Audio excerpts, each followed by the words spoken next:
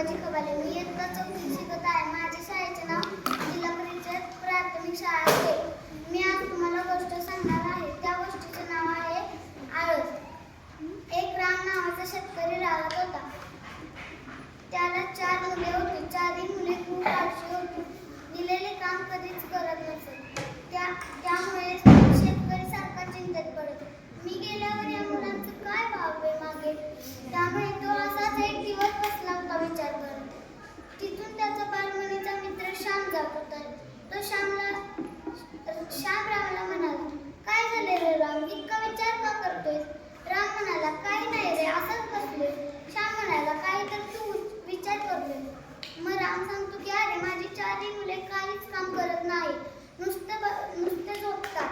मग श्याम म्हणतो की त्यांना सांग की तुमच्या शेतात पूर्वजांनी सोन्याचा व नाण्याचा हंडा फुललाय, मग ते काम करतील. मग तो जाऊन त्यांना सांगतो की आपल्या शेतात पूर्वजांनी सोन्याचा व नाण्याचा हंडा फुलला आहे.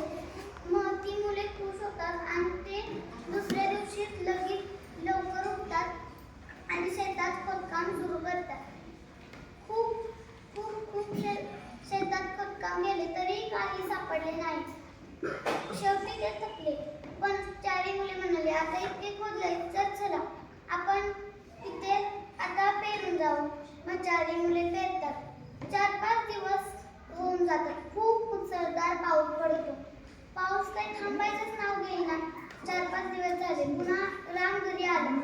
तो म्हणाला की मुलांनो, सापडला का तुम्हाला. ते म्हणतात की नाही, आम्हाला तर काहीच सापडलं नाही, पण आम्ही तिथे जाऊन परत आलो पेरून.